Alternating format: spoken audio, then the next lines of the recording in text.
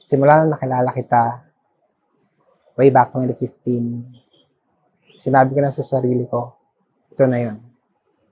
Ito na yung babaeng pakakasalan ko. You just have to wait the perfect time, and this is that perfect time. Dahil ever since then, ikaw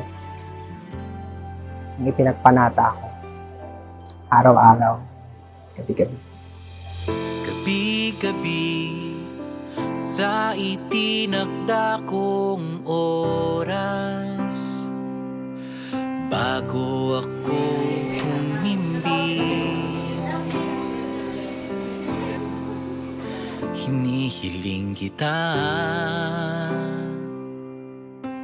When a husband loves his wife truly and wholly, respect and honor follow almost immediately. Pag minahal mo ang iyong asawa ng tapat, yung respeto nandun, yung pag-ibig na totoo ay nandun, susuklian din ni Erlene Joy ng pagmamahal at respeto sa iyo, Alvin.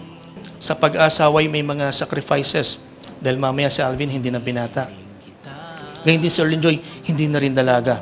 Hindi nyo naisipin yung sarili, yung kapakanan ng sarili, kundi isipin nyo na yung kapakanan ng bawat isa. Nandito yung commitment within the relationship of that couple, Alvin and Erlene Joy, na habang kayo nagsasama, kabutihan at pag-ibig lang ang mag-aarising dalawa. Ito na yun, narito ka na. Sa aking minamahal na si Alvin, ang mga sasambitin kong salita ay hindi lamang naglalahad ng aking pangako sa iyo, kundi pati na rin ng patotoo ng katapatan ng Panginoon sa ating buhay. Bawat sandaling nasaktan, Excited na ako to live my life as your husband.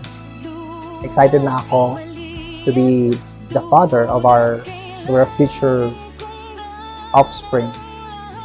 Sa loob ng 8 taon nating pagsasama, bagamat nananaigan tamis nito, hindi may kakailang ang mga pagsubok ang siyang nagpapatibay sa atin.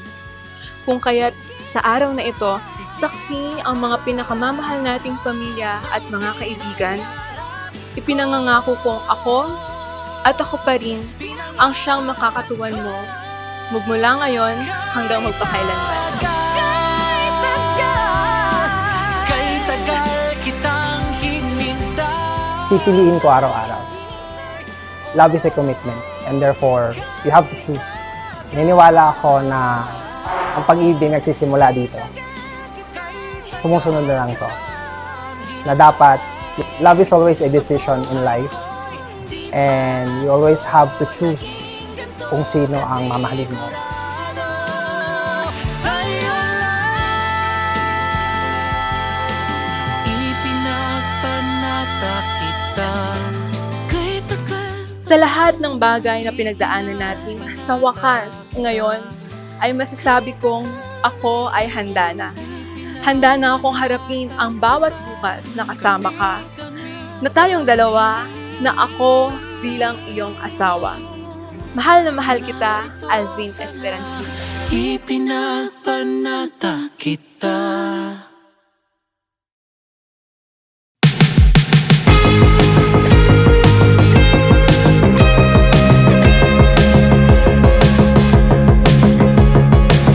Nagkakilala kami ni Erlene sa Philippine Normal University.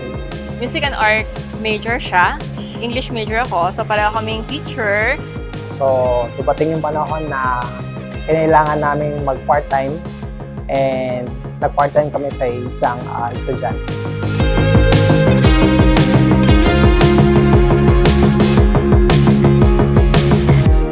Na-in-love ako sa character niya. The best, humble person, jolly. Pinapasaya niya yung puso ko every time na magkikita kami. Sa kanya ko nararamdaman yung tiwala, at pagkasama ko siya, panatag ang loob ko. Lagi niya akong ginagawang priority. Lagi siyang may time sa akin. Never niya rin ako pinagtaasan ng boses. And madali siyang makipagkapwa-tao. He is always so proud of me.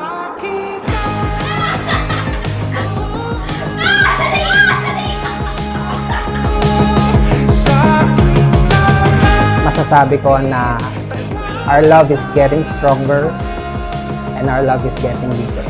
And I'm very thankful because God gave me you and ikaw ang the best ever gift na natanggap ko simula nang nakilala kita.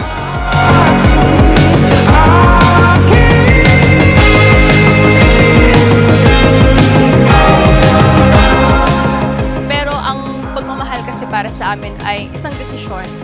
Ito ay pinili namin, kung kaya't mula sa araw na ito, pinapangako ko na araw-araw ko siyang pipiliin.